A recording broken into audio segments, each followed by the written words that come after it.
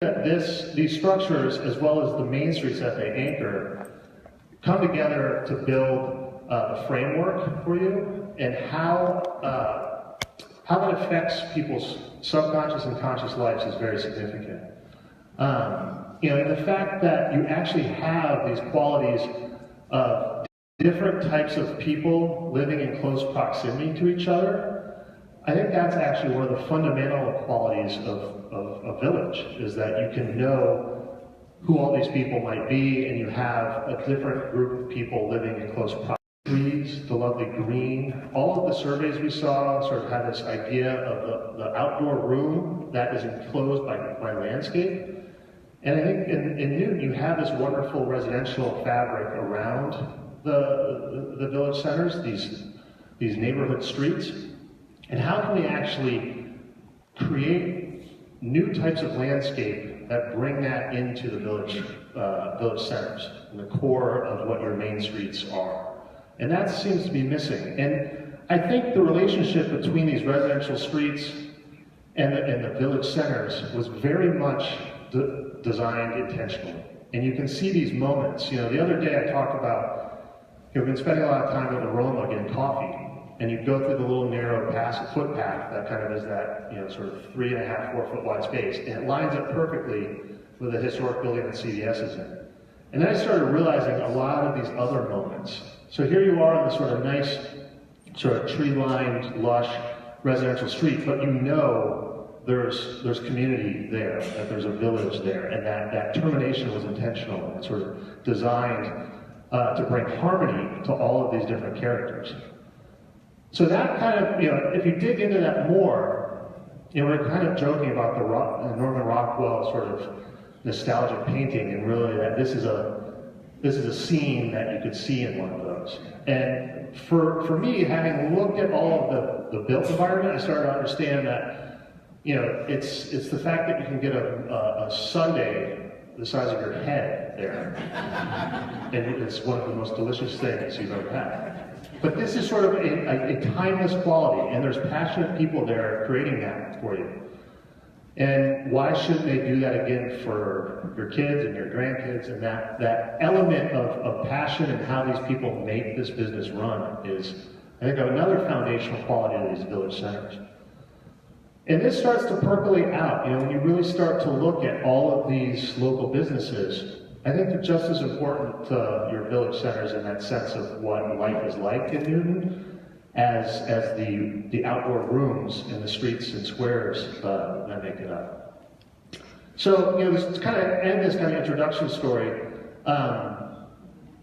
The conversation I've had with folks like Paper Mouse and all is that it's that connection to discovery too that I think is real wonderful. The sense that you have people that are so committed to these businesses that the passion and the sense of wonder that starts to percolate out to the community.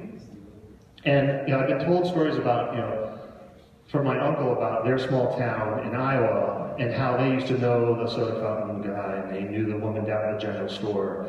And then I noticed this in the shop that was the sense of wonder again, the sense of discovery. And it resonated with me, these sort of shapes, and connected me to those special makers that actually, those artisans.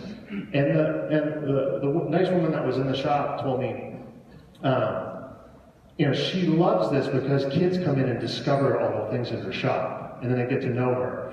And the fact that she missed that quality that kids could run around and kind of know the shop owners, know the community of the village center, and be able to have that, free range lifestyle of being able to go from home to the third place, which is downtown. And that sense of discovery, I think we need to remember.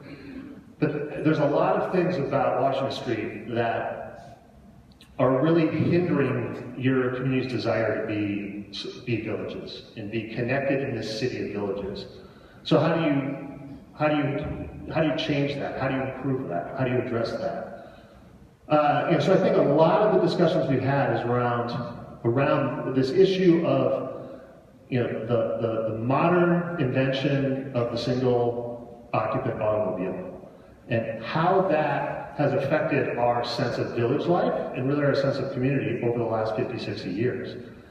And I think, when we look at sort of the decrepit state of many of the sort of public transit items in and around Washington Street, that's not unique to Washington Street. That's a problem regionally. And how that starts to affect how we think about the village centers and the connective tissue that Washington Street is to all of them is critical.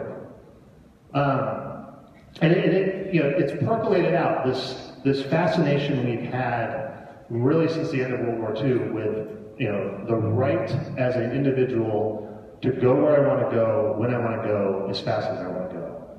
And that's really something we have to start to think about. Is that the best for our villages, the best for that public life?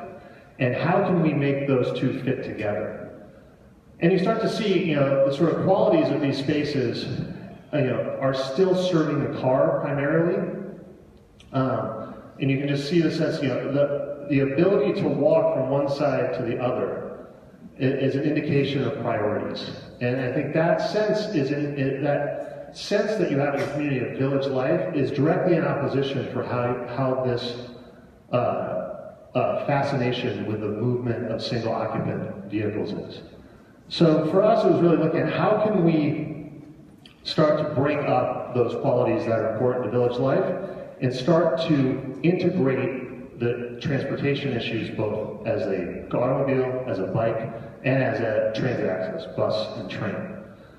And then you have some big moments here too. What actually happens in places that are significant gateways regionally as well as job centers in Newton. And we ran some numbers over the last few days just trying to get a better sense of what's going on here. And we were kind of a little surprised that Newton is actually not a bedroom community. More folks travel into Newton daily for work than go out of Newton.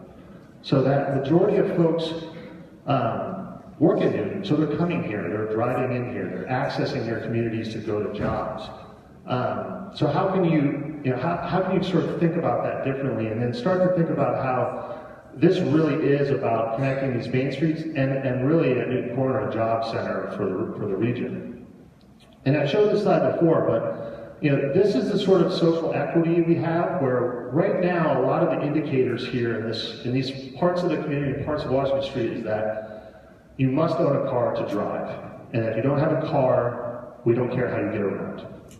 And that's sort of something you have to think about, both from a affordable living standpoint, from as folks age and they need to choose to drive or not drive, that limits their options and their choice for getting around. So there are a lot of other effects around just the simple fact of having a 3-foot span of asphalt and a pole to lean up against for waiting for a bus. And then this kind of rolls over into the care and stewardship that you have for your public spaces, your squares, and all the things that actually promote public life. And this public life is really the interaction of people, shaking hands, meeting, bumping into each other, doing business, sort of all of the things that villages used to foster. And this is like this moment where we kept seeing folks, see each other and bump into each other because the benches are actually facing each other. And us as humans, we actually are much more attracted to other humans than we are, to staring at rocks. So there's this phenomenon we're seeing that this is actually a much more robust corridor for all sorts of people than just moving cars, and that's why it's so important for us to actually live in the place we're working on for really as long as possible. And in the past week, we've noticed all sorts of interesting things: the walking, the biking, the kids. It's been super interesting to see how this space evolves, and it's one of those things where people are in fear every day in your village centers. Just dreadful fear of getting out of their car and going to a shop. And how does that over every day, every hour, I have to go do something, that whether it's subconscious or you're actively aware of it, that fear is something that you can change. And we're asking today, what choices do you want to make about changing that? And our process is really, as most of you have experienced, it's very iterative, it's very messy, it's very sort of constantly refining ideas. And we're in coming to the sort of conclusion of this step, which will happen after this. We'll actually spend over the course of the summer getting more and more sort of comments from the results of this week, and then starting to think and filter in all the other things that we've heard. And then we'll come out we'll have another open house event in the fall. We're thinking around October, and we'll present some public drafts. A vision plan that will sort of guide your community 20, 30 years in the future, and a draft zoning code. And then from there, we'll open it up online and get public comment. And with the zoning, we typically will have a few more events that will dive really deep into the zoning code. And that will happen after the holidays. And we'll refine everything again and issue another second draft to the public to make sure we're checking in with you along the way and further improving everything. And then the goal is to have a final vision plan, and a zoning code in April. So everyone has been involved. How many folks is this the first event that kind of participated in?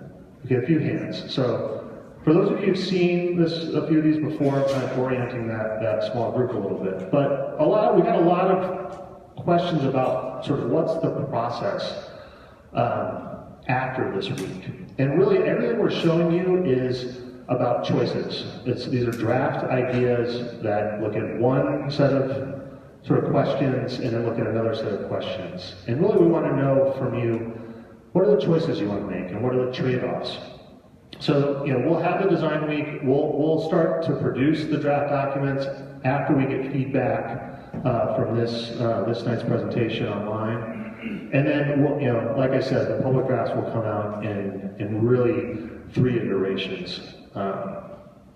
So we've gotten a lot of feedback so far. The survey is still open. We're likely going to keep that open through this week, and then we'll close it on Friday. So go online and take it if you have not. We've been looking at all those results.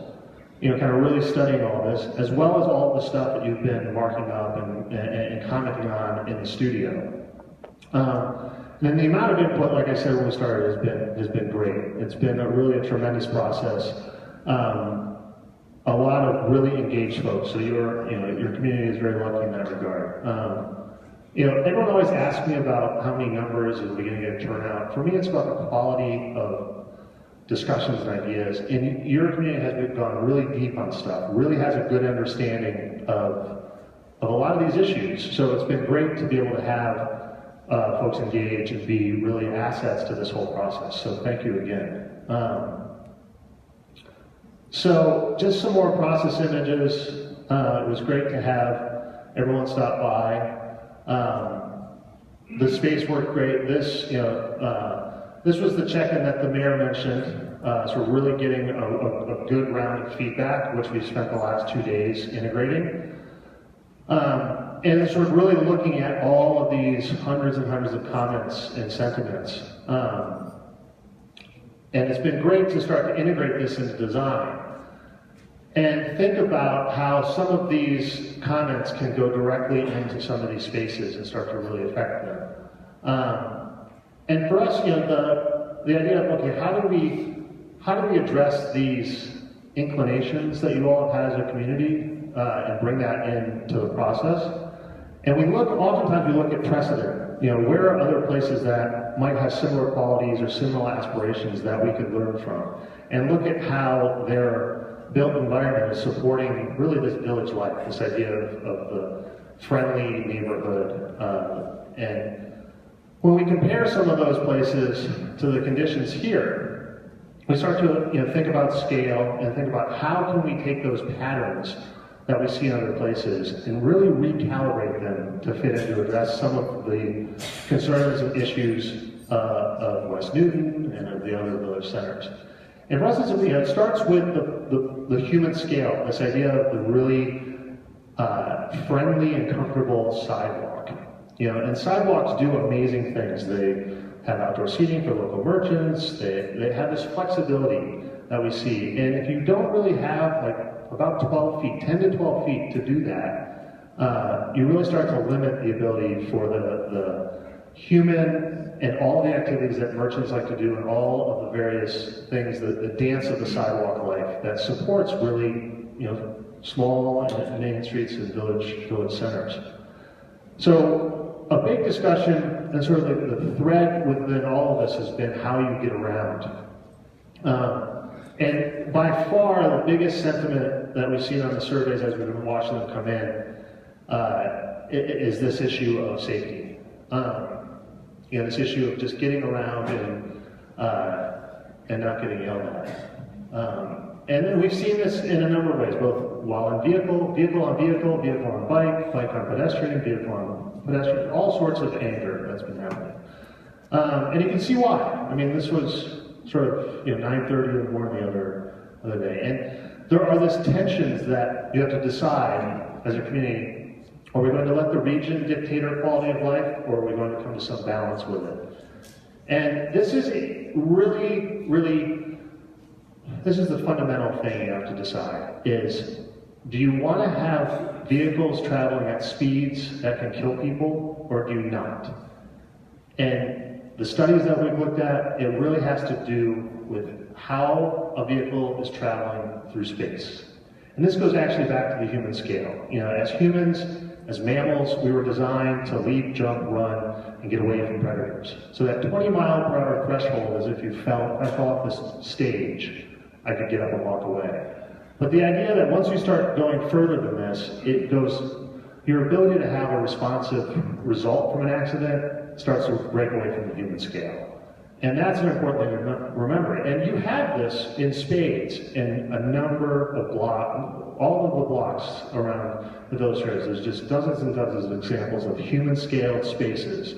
The fact that these trees come right to the curb and create this wonderful sense of this outdoor landscape, that actually directly affects the way drivers perceive their ability to move through that space.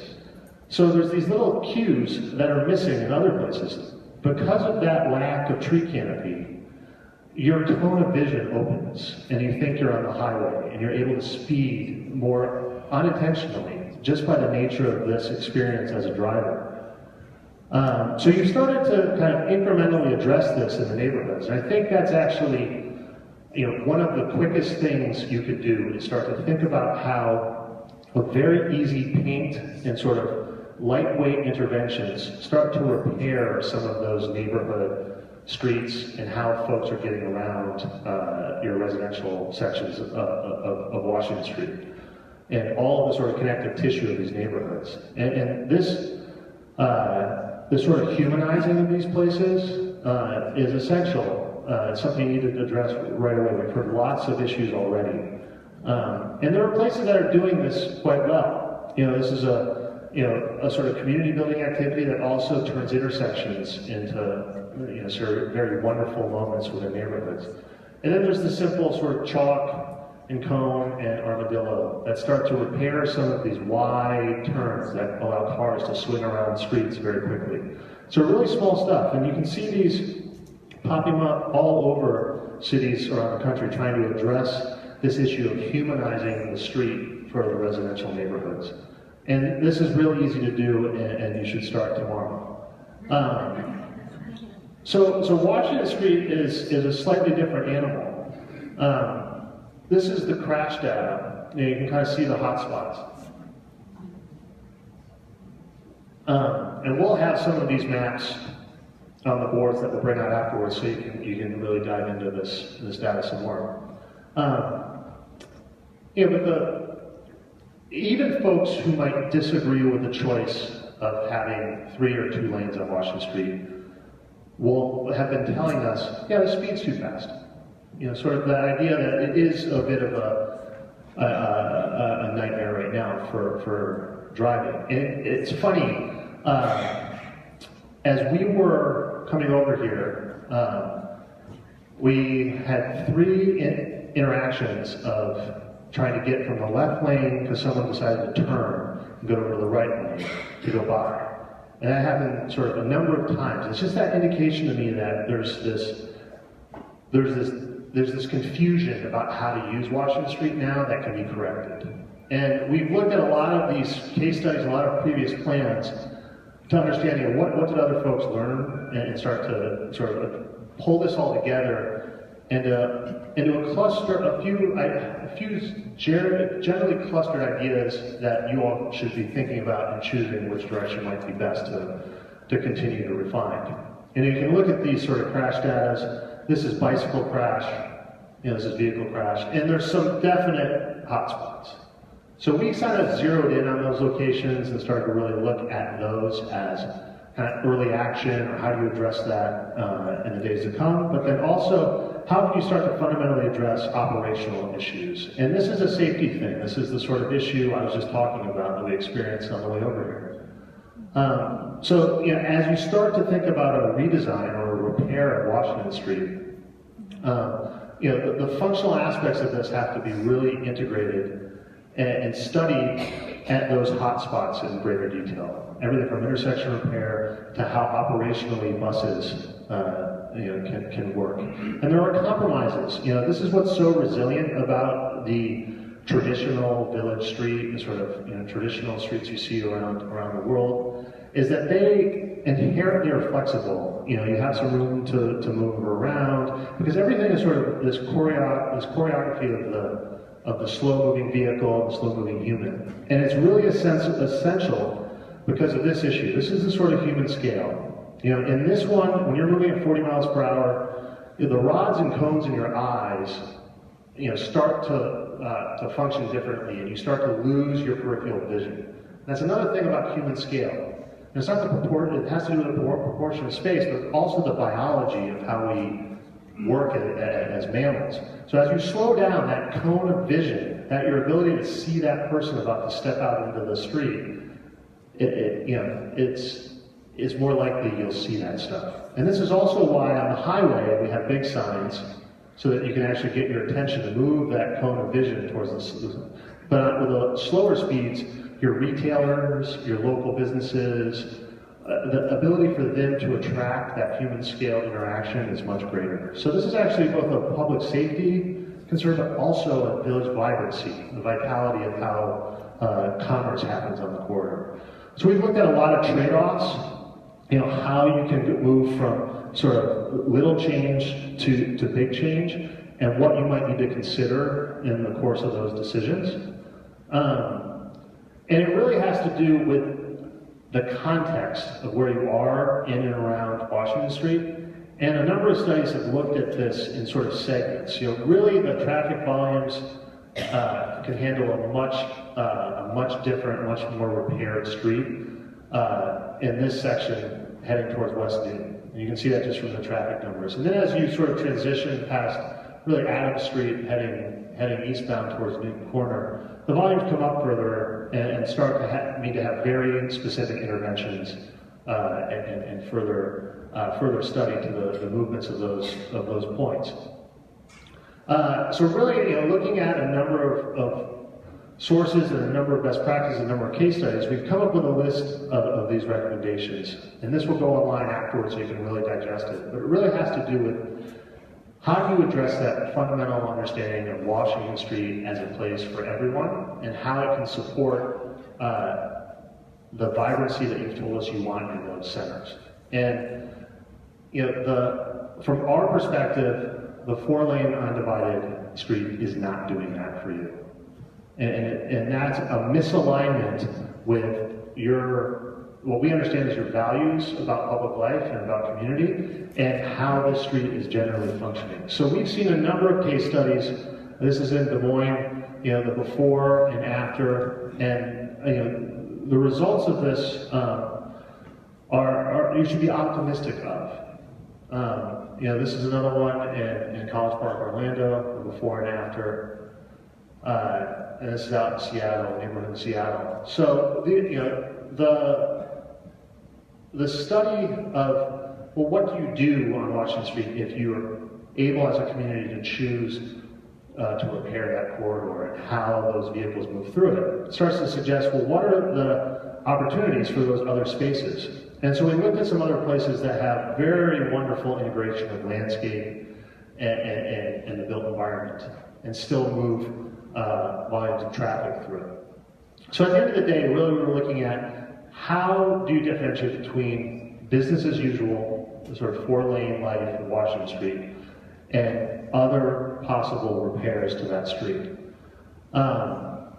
So some of the things are, how do we integrate bikes? You know, that has been a big thing because there's this desire line for folks to commute into Boston. And that was a lot of the discussion our team had very early on in this process. But then as we started experiencing kind of early hours in the neighborhood and seeing all the kids, you know, coming and going to school, you know, so, you know, you have this sort of peak performance bicyclists. You know, they're lycraed up, they've got their helmets, they're strapped their feet into the bike, but that's not everyone.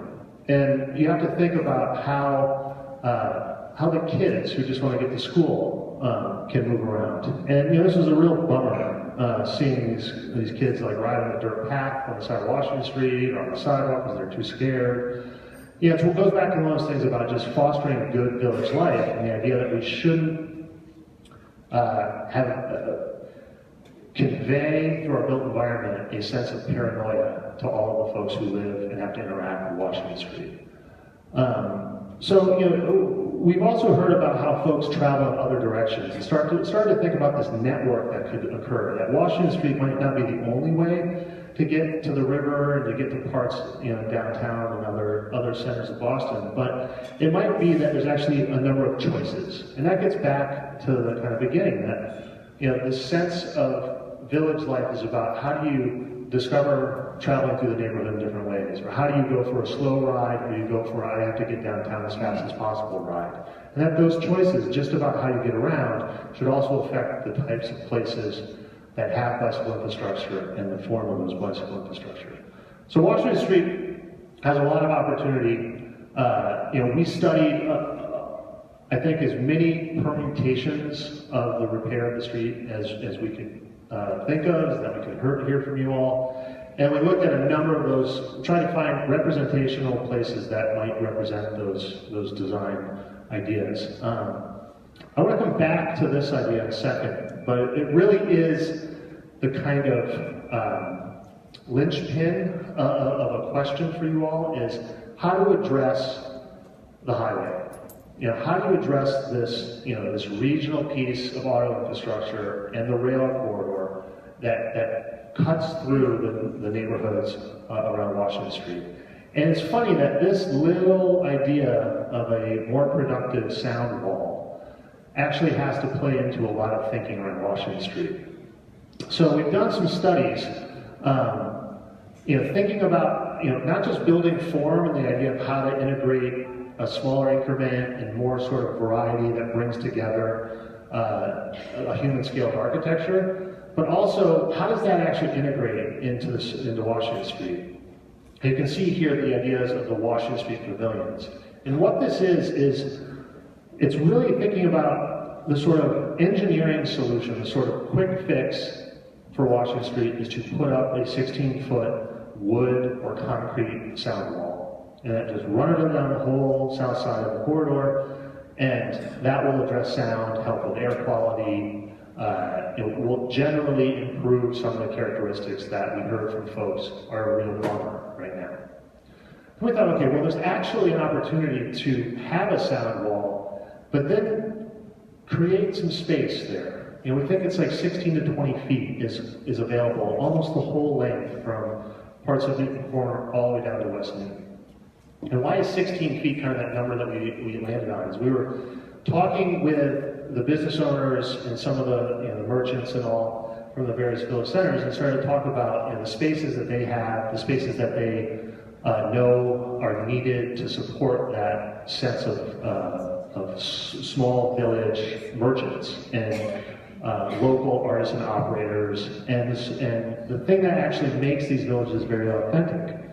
And in the market, there's an incredible vacuum for this type of space, that someone can rent for a couple $1,000s a month, $500 a month. You know, that idea that you can actually incubate a business, you can fail. You know, there's no risk. There's very little risk to try something, to get it going, and that it's not a huge commitment financially. So this idea, we've heard, you know, around the region a number of times that space like this is incredibly hard to find. And here you have the opportunity to think of Washington Street as a street of the arts and of the creative economy, and part of the incubation of ideas and of local business for really all of the region.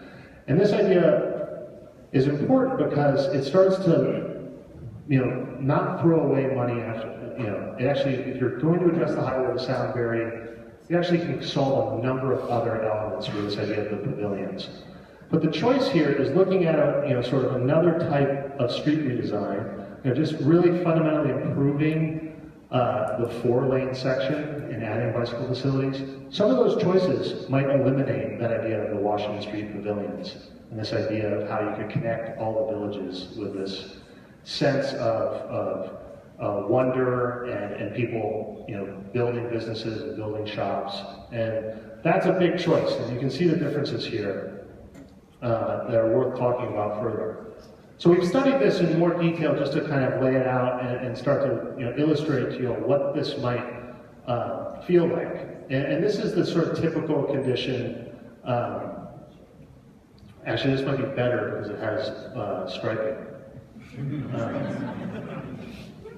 So the 3-lane choice is really looking at trying to humanize this, starting to deal with some of those, that guy wants to turn left in front of me now, I'm going to go around him, that sort of whole conglomerate of frustration. And starting to integrate some of the facilities other than moving 2-ton objects.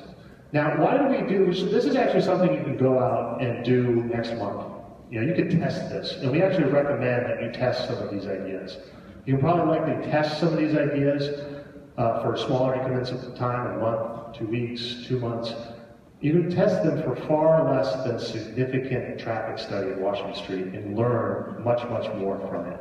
So we've seen other places that are doing this now just with paint and very lightweight materials to test ideas. And this is looking at the difference between cycling facilities on one side or the other. And the reason we wanted to look at that is because when you start to actually shift away from the highway, it opens up opportunities for the pavilions to plug in later on. So here's the lightweight version, here's the more permanent version of curbs, stormwater and landscaping and places for shops to emerge onto. And this is a typical situation that might, be along the corridor and not necessarily the intersections. The importance of this is that really high-functioning, walkable, sort of mixed-use traditional places, this idea of the car parking along the sidewalk is not just to help to give some safety and some buffer to the folks who are walking, but when you approach an intersection, that can actually stop and it can turn into a turn lane. So there's this incredible flexibility that happens with these sections that can give some resiliency to the street. So the 2-lane approach, which is worth talking about because this one does not allow the pavilions to come into play. The 2-lane approach, which has a sort of typical section here, so this is cycling on this side of the sidewalk, cycling on this side. In certain locations, it might have a linear park down the center. And then another choice here is that the linear park shifts to the south side along the highway and really starting to develop this landscaped connective tissue along Washington Street that helps sort of buffer noise, bring air quality, filtration into everything that's happening over on the Pike side. And it wasn't until we really started looking at some of the decisions that other people had made did this idea of the pavilions come to mind. And it was really kind of bumming us out that the sound wall was sort of, well, that's an easy solution. But then we saw this building, and then we looked back at some of the old maps and realized there was sort of, Washington Street had always had rail on one side. So people have always been managing this issue of being next to noisy transportation systems. So really it's just resurrecting that idea of the small, narrow building and allowing that to plug right in to the street. And this can be, the character of these can be incredibly flexible. It could be very small and have one artisan shop. It could be longer and have a small business or have a startup incubator. It could have art studios. It could have venues that are programmed for showing of stuff or performing stuff. This increment we're seeing pop up over and over and over again in small sort of village environments. Then the idea here that this also is tall enough to address the noise and air issues. It could have solar on the top and be able to run itself and use this sort of southern exposure of Washington Street to be a productive energy system. And if you got really creative, you might be able to fund this with advertising on that side. So we're kind of looking at how all of the feasibility of this could come together to help repair that street and the neighborhoods beyond. So this starts to talk about, how does the street function as well with parking and how Washington comes into the villages. And you have some opportunities because of your parking apps you have now, and the idea that the parking issues that you have today in the villages are really about a park once issue and a how do I get the space right in front of the shop I want to go to issue. So what you're seeing in parts of Washington Street is you have your house. You might be within sort of a walk or a bike ride to where you need to go, but you're doing a number of trips all at once. And that it's this sort of sequence of trips that otherwise traditional villages would have handled much more differently that is affecting some of the local traffic. And we think, as you come and you park once, you can actually walk and bump into your neighbors and do all of your businesses in one location. We've heard from you that a number of you try to go into one of the village centers and you can't find parking, and you give up and you go home. So this parking thing is a result of habit or a result of lack of facilities. And for us, it was sort of really looking at, is it just that the signage isn't right, or the parking, there's spaces that are kind of tucked away that people don't really kind of know how to get to or forget about. And we actually think that's happening a bit. Your parking signs might as well be in another language. They're very confusing, they have multiple dates, multiple times, sometimes they're not even the same color. So I don't know what live parking is. Does anyone, there's a sign out here that says live parking. That was a new one. But so this parking facility issue is not an issue. This is actually a management concern. You have plenty of parking. This is the garage that our studio is across from. It's a private garage, yes, but really smart governments and people who are managing main streets and villages are looking for ways to manage these types of things better. And the fact that you could go in there on a Saturday night and have 2 cars was a real disappointment to me. You really have to collectively come together and get smarter about using the facilities you already have. And I think that's sort of something that we discovered in this process is you've got a lot of opportunity in making the choice to sort of develop policies that support the opening up of some of these facilities to public parking or shared parking is really essential. So don't spend any more money on parking until you fix some of these issues. And this is sort of similar to the Newton Corner. This is sort of 9:45 on a work day, and you've got plenty of parking. So this gets to regional transit too. The fact that you exist in a place adjacent to Cambridge and to Boston and to all of the economic and stresses that come with that kind of regional economy is something that's very real. It's something that you're going to have to deal with as a community and make choices. So the commuter rail, there's an idea that's been talked about for a number of years that has to do with regional transit and the thought of how you connect around the city. So this is an idea that really is the urban ring. It's how you can have a connection from North Station through Kendall, through MIT, across the BU Bridge, through possibly New West Station, along the commuter rail line, to Riverside, and that you might actually have the first opportunity to have a new subway line that's not in Boston. And this is being planned in other parts of the state transportation planning and the long-range plan for the MBTA. And the idea that you could have diesel subway service in several decades on these lines is something that you as a community need to pay attention to. So that regional pressure, if you start to think about how more frequent headways of the trains and how access to the job centers, we're really being able to just go hop on the train and go down to Riverside and onto the Green Line into parts of Newton might affect the way you think about traveling around your own city. So, sort of looking at some of these villages in more detail, it's really about Newton's, starting at Newton Corner. We look back at the old plan, as we've shown it before, and really the sort of rational kind of, sort of square that's created with these streets crossing, that four-way intersection that created this place.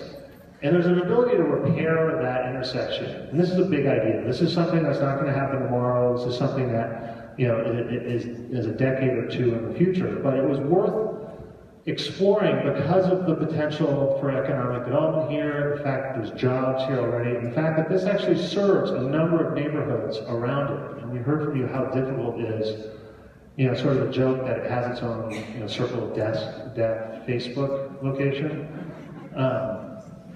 So this looks at really restoring that, sort of ancient street network of the four-way intersection at Washington and Center. And then looking at how on sort of terra firma and on air rights that you could start to knit together a regional center for commerce and for jobs. So this is a big idea. This is standing there at sort of 9 in the morning, and this is what that might look like. You start to think about it as a place. And you can just see how much pavement there is for cars. This is not really thought of as historically it was known Nantum Square, but it could be a job center. It could be a place that has vibrancy, that brings more economic vitality to Newton, and can be a transportation center. There might be a new T-stop, for commuter, or that sort of idea of the yellow line and new, more frequent subway service. And that idea is a big idea you need to explore more. You really think about how you can use the confluence of all those mobility systems and the fact that you have density there and have jobs there already. So there's an opportunity there that you have to start to talk through more and start to think about the choices. So as we move to the other end of Washington Street, there's another kind of interesting thing that happens with one of these highway roundabouts. And thinking about the useful life of those, now that we have the Turnpike's electronic tolling system, and one of those bridges is missing. That bridge is slated for maintenance and to essentially be rebuilt.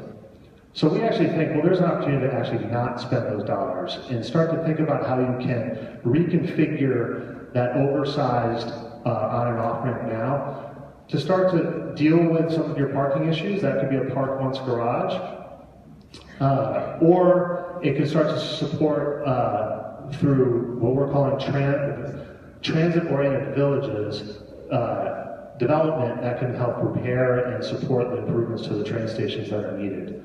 So this is kind of looking at all the goodies, as we say. You've got new public spaces, you've got improved stations, you've got park once garages, you've got upgraded and shared private garages, and you have a green system that can connect through from the neighborhoods into new development that can support all of these improvements to public life and to the open spaces and transportation systems of this area.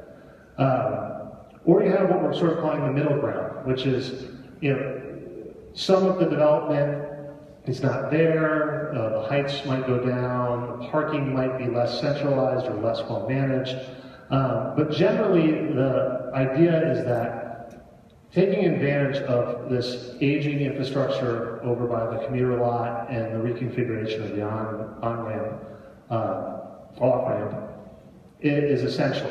And really thinking about how you can integrate this section of the sort of village better into the neighborhood, really upgrading the station so that it's ADA accessible and provides that choice for folks who need to get around, that aren't able to drive, that can get to the station and use it. And the idea that you can actually bring the idea of this as a place for all types of folks right into the main street, the center of the village. And this contemplates a real upgrade to the square, into that park there. That actually used to be City Hall. And for us, we were kind of looking at it and thinking about all of the questions that have been asked really about how to address the needs for a centralized police station, how to address the needs of the village with the proliferation of police cars that come with the central police station, and then really how to care for this space more. And I think it's been interesting to kind of talk with people and sort of, as the police station has sort of grown over the years and taken over more parking, this has kind of started to not really belong to anyone, is our sense. And I think that's something that we should rethink. How can this be that quintessential village square and give it an identity that resonates with the local community? So this is kind of what you might see there today. And you have the bus shelter, the fence, the bench to nowhere, sort of memorial. And then the beginning of a sketch about what this might be as a place where people really come to congregate, that takes advantage of that slope back to the next street, really brings together seating options, and then starts to integrate future thoughts of the police station as a place for bringing folks together. This could be gallery space, performance space, mixed-use space, senior center space. There's all sorts of things that could come together here that open up an opportunity when the police station goes to a centralized new facility. And then the thought you could open up what's now the reserved parking for the police into another sort of back side street of Washington Street and be able to bring back that parking to the life of the village center.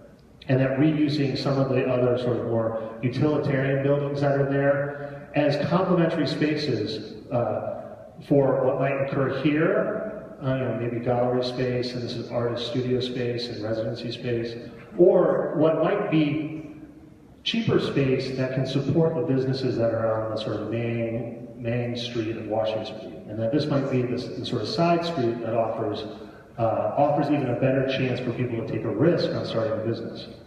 And then the key here that we were thinking about is that the idea of seating.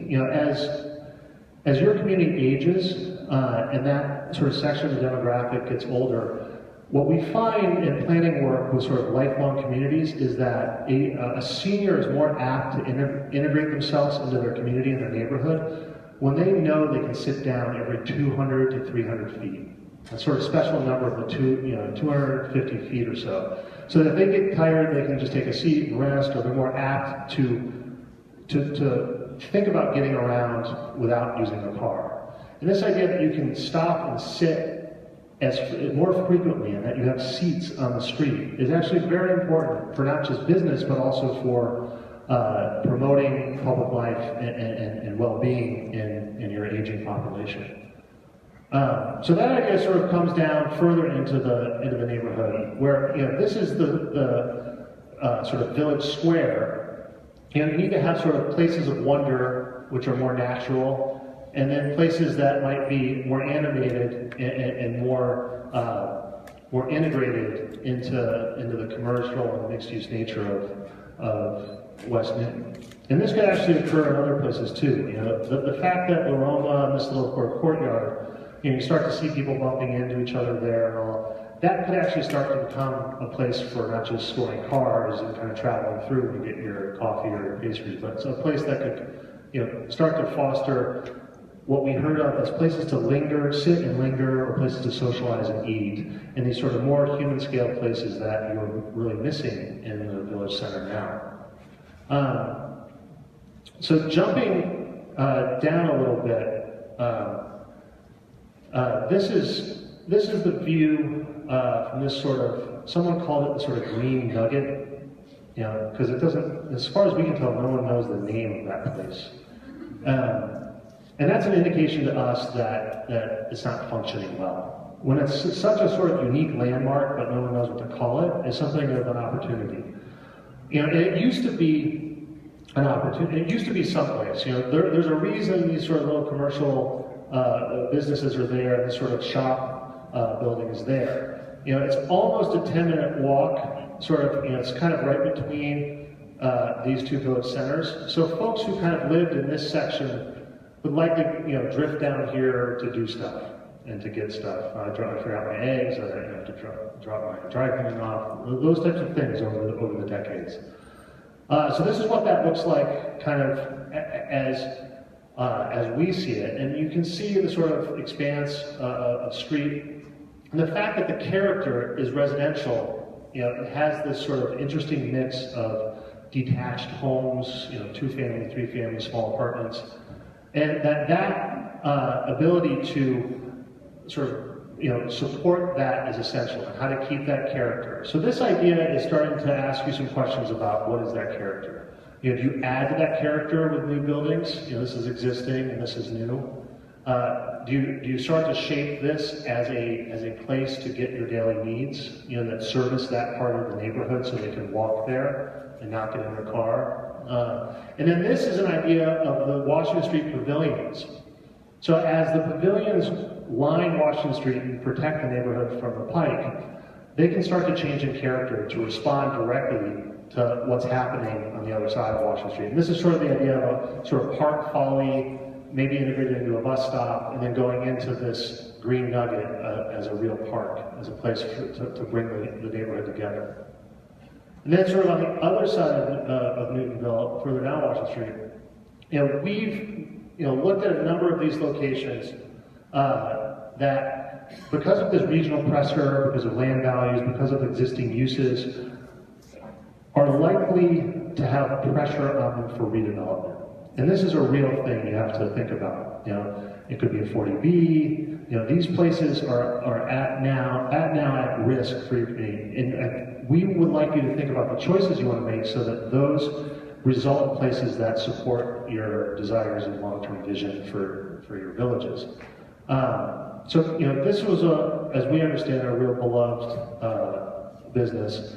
And, you know, we've talked about the traffic and the issues with crossing and all that, but it's the idea that the pavilions can repair that side of the street, that we can start to humanize this environment, to bring folks to the beloved parts of Washington Street easier and support that village life, and that we start to think about how those places are going to redevelop in a form that might support public life and support this village identity.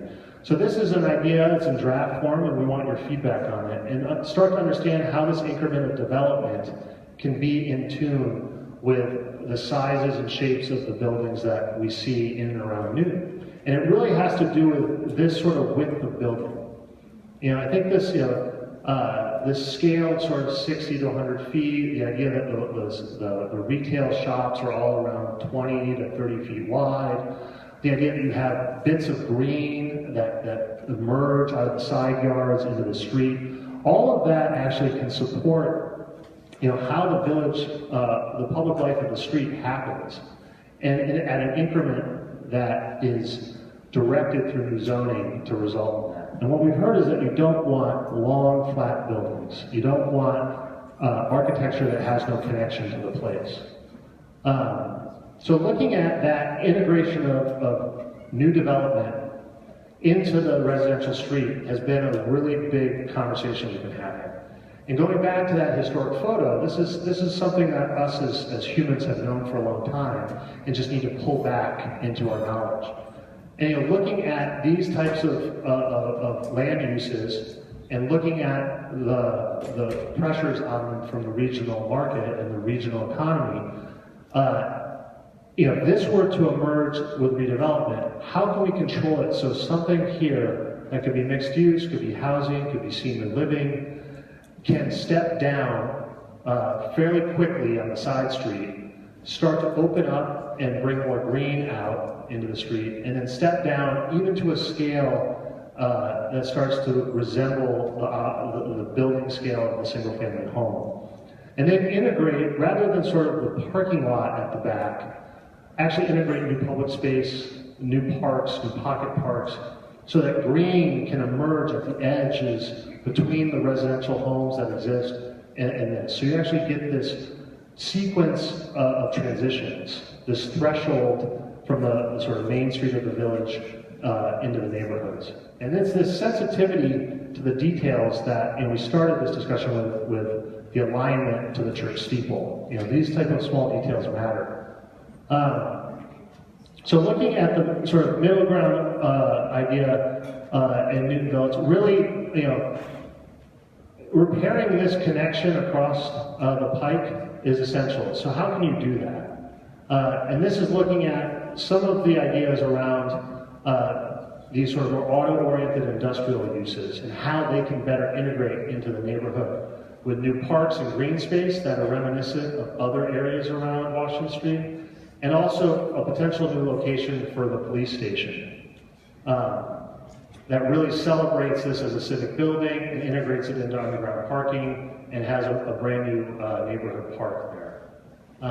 So looking at this as sort of all the goodies, looking at station improvements, sort of a centralized parking garage, a rebuilt grocery store, sort of multi-generational, mixed-use living that could happen there, sort of good parking court to service the grocery store, a brand new village square for Newtonville that integrates into a new station head house for the commuter rail. And then the idea that, looking at economic development as a tool to improve Washington Street and the new squares, and to really focus this development around an economic engine that can support the improvements to the public life of the neighborhood and potentially help to finance the improvements to the street and the creation of some of these squares. So we've studied this with a lot of different options, looking at a lot of different ways this all can come together. And the kind of the middle ground is really, air rights are difficult in Boston, but there might be a way to look at doing them with a slightly different approach than we see in other parts of the turnpike, which is really to look at how a public-private partnership around these places can be utilized to finance them different and to look at building the streets and public spaces and beginning to create paths that are ready for development rather than allowing the private market to just deal with it all. And that's a real important point for you all to think about, is that's a choice. Air rights, we don't think in the pure sense of the market that's happening in Boston, is not for this part of Newton. But some type of air rights could be. And if you start to look at these locations that could be repaired, you start to think about that is not the location necessarily for a high-rise. But it's a location where density and a concentration of development needs to happen to make an economic equation and work for all the various things that have to come together for that. And this is not, you're not alone trying to figure this out. Other parts of the country are trying to repair these corridors. So this is a 3.5 block long deck park. It's a highway lid. Puts a lid on top of the highway. And this is the highway kind of freeway coming under. So the idea that you could really talk about this as a city endeavor to create a real sense of place where one along the highway is not right now, and bring together this as a large civic scale at the sense of the city endeavor. And this is another example of that. What's happening in Boston is this: we're getting this dose of private math trying to figure out how to make that cap work. And I think there's another way we could do this that we need to further study that can result in great places along the highway. Other places have figured this out. This is actually Columbus, Ohio. This is on top of a highway. This is something that doesn't need to be very dense to work, but can also foster this connection that we think is essential going north-south along Walnut. So we've looked at some diagrams here to help you make this decision more clearly. This is sort of the existing condition This is when you sort of come in with the pavilions. You start to learn from Columbus, Ohio, and start to connect the main street. Sort of this idea of repairing the lid of the highway. Or you might get more ambitious and connect to some park and some real open space coming together. Start to think about how development can actually happen on the land that is not above the highway, that these might integrate new station head houses to get to the train. And then you might choose to be more ambitious and start to look at how this can be an economic engine for other opportunities. And that choice might result in density. It might result in a integrated parking garage, an integrated station solution, a rebuilt grocery store, and look at the sort of idea of how this point of development can help repair the highway and looking at that from really a financial equation. And there's a reality of this that we wanted to present too, which is that it might need significant more development to do that. So we wanted to say, where are you comfortable? Where are your choices around what to do with the highway? And this set of diagrams, I think, illustrates that kind of sequence, that sort of tiering of choices that you have. So moving to Washington Street and Craft Street, and this sort of experience of what is now sort of Whole Foods and Marty's, and the sort of very auto-oriented part of the commercial operations of Washington Street is really bringing a much larger trade area together to shop and to get groceries and all of those things. And it's kind of funny to think about. People told us, oh, we go to Whole Foods, then we go over the curb between the parking lots, then we park, and then we get our wine, and then we drive home. And it's sort of, it's kind of a clumsy assemblage of auto-oriented uses, right in a sort of seam, what could between a number of neighborhoods. And this seam between these neighborhoods could result in another village center, another small village center that actually can promote all of the wondrous sort of life of Newton and these villages that is really lacking there now. So there's a new park, this sort of peels back the mixed-use nature of this development from the neighborhood here. It starts to repair this intersection so that the turning movements are more rational. We start to see sort of some different type of development and land use on this sliver to start to protect this area of the neighborhood from the pike. You see the pavilions coming in, and this is a rebuilt sort of a repair of the auto-oriented land use there. The first part would happen here. This could be a new public facility. We were thinking the police station, underground parking. This might be perhaps senior living or other types of uses that are in high need. This is a new neighborhood park. This is great because it actually brings a sort of civic gesture that you see in and around the other villages with these sort of, these neighborhood streets coming and celebrating the civic building. And then this is a series of different types of residential buildings, stepping down in scale as they meet the neighborhood. And then really looking at opening up these historic sort of heritage buildings, that's the DPW and the old stables, and thinking about those as places that might need to be rethought about how they handle their current operations, or have those current operations relocated to someplace that these can then develop into more neighborhood-facing facilities. And there it is today. So we think this would start to knit together neighborhoods that really don't have a walkable village center now. So this is that map. These are sort of the pressure points that you need to keep your eye on and start to think about these choices. And I want Julie to kind of step up here and kind of give us a little update on where we're at in the fiscal impact. And while we do that, I know I've been talking for a while. Can everyone stand up and kind of loosen up a little bit before we talk about numbers? So this is a few slides, and then we'll talk a little bit about the zoning, and I'll let you see some of these more. So Julie, why don't you come up and give us a quick update on the fiscal impact.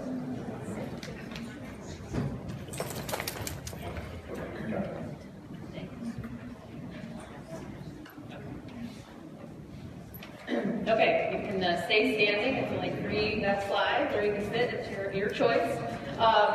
As part of this phase, we've started to run a little bit of numbers just to see what the revenues that are going to be potentially generated from the changes in potential land uses and the cost to serve. And so, no pretty pictures, but I do have a graph. So, what we wanted to do was look at, on a set of assumptions of a certain number of units, and we've assumed multifamily units of different sizes, a mix of different sizes. So what you're looking at here are results from these two different scenarios, the all the goodies scenario and the middle ground. on the left, anyway, on the left is the all the goodies scenarios, on the right is the middle ground. And so the paler purple is the revenues generated. The darker purple sort of gradient down the expenditures, and then the net fiscal impact to the two scenarios. This is actually in year 5. We've it says year 1, but it says year 5. We've assumed an absorption. We've assumed development over a 20-year period. So there's units and retail coming online. So again, this is let me give you some context. All the goodies assumes 32 multifamily units and about 400,000 square feet of retail.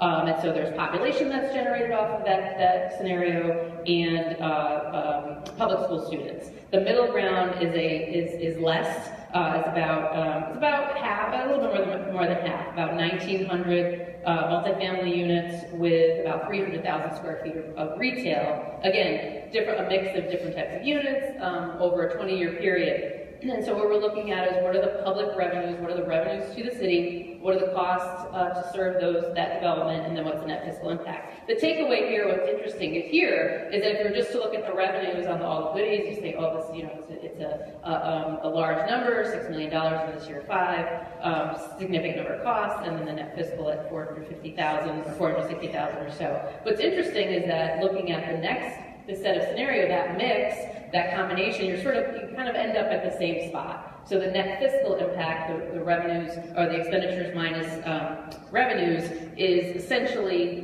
more, give or take a few, tens of thousands, but essentially the same, but a net fiscal positive at this point. And this does include operating and capital expenditures. At this point, the capital expenditures include schools, and we'll add those others as we go in. Also wanted to just kind of give a snapshot over the 20-year period. This is a comparison of revenues to costs. So for every dollar in cost, there's $1.08 generated revenue on the all the goodies scenario, and $1.11 on the middle ground. Again, a very similar outcome. And then just to get a flavor of, and I don't think this is news to most folks out there, that give a flavor of the magnitude, the order of magnitude of the expenditures driven off of development. What you're looking at here is the green line is revenues, and we put the development over 20 years on an even basis. So the revenue line is very, very linear, very, very straight. And so there's no fluctuations there in terms of development sort of kind of coming online in chunks or in lumps. So the green line is revenues. The red stacked portion is city expenditures, so general government expenditures, city services, and then the blue is schools. So again, not news in terms of where the expenditures lie off of local revenues, but the story here is that there are sufficient revenues to cover, given the set of assumptions, sufficient revenues to cover both city expenditures and school expenditures. Again, under these two sets of scenarios that are still under development and being worked through. So, thank you for that.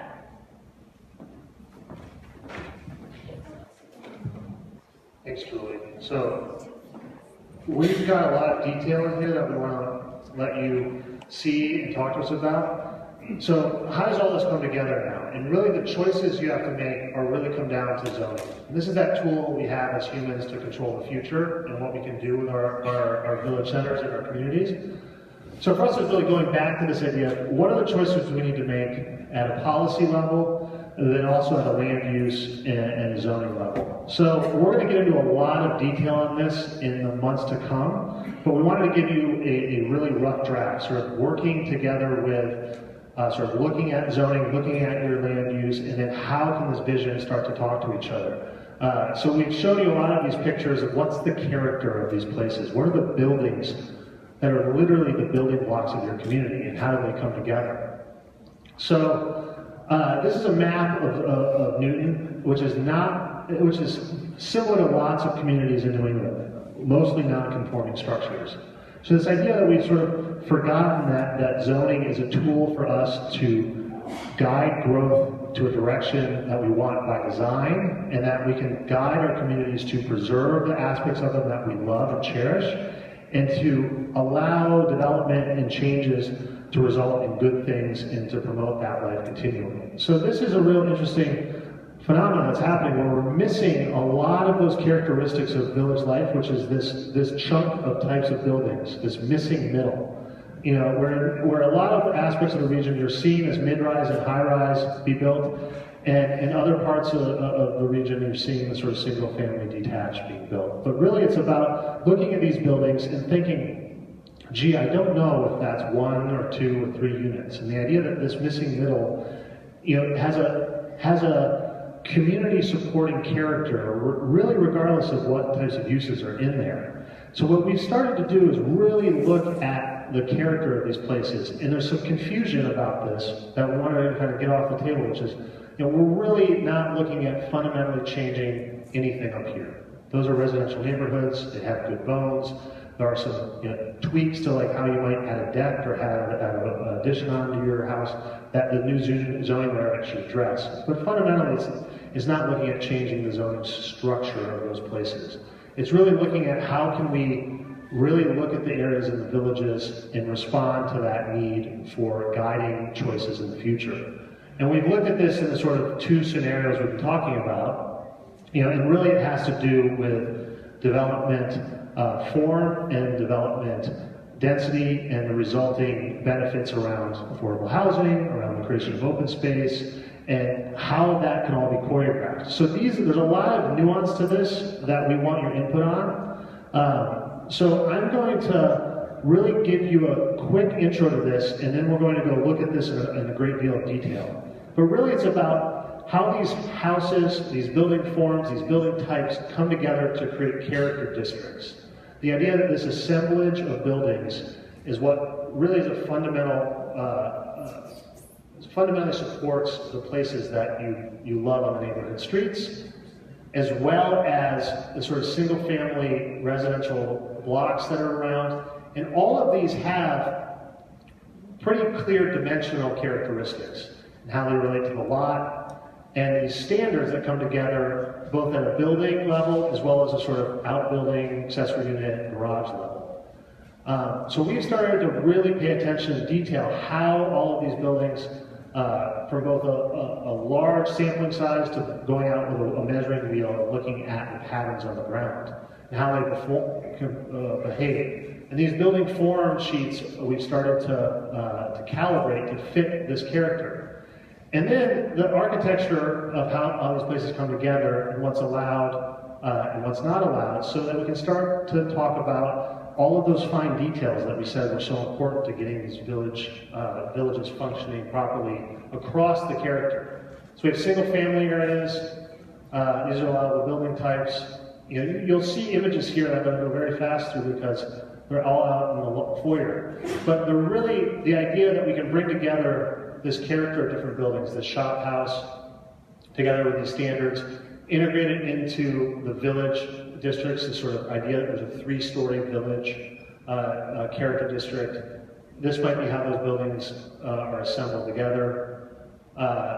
The standards that go along with all of that, which you can read on the boards. You know, the mixing of uses that happen and those standards. And, you know, all of these have very different characteristics that we've started to document. Then the idea of there's places that need to learn from the past and bring back some of those character. So this is, you know, how these areas around the station might start to focus development. And this idea of the transit-oriented village, and what do we do about height, and how do we address these larger expenditures around infrastructure. And there are areas that have nice towers that we can learn from, and areas that have them on a scale that really is at the village level. And this interesting idea of how, in various places, if this is required because of the choices around other areas, it could be integrated nicely into villages. So, we really want to think about all of these together with you, because for us, it has to do with the life of your village. And then, this gentleman had a really lovely idea of capping the highway. So it wasn't our idea. And really repairing this public life of your villages. So I'm going to invite you to head out to the foyer and really let's continue this dialogue, and we want to hear more from you. So thank you very much.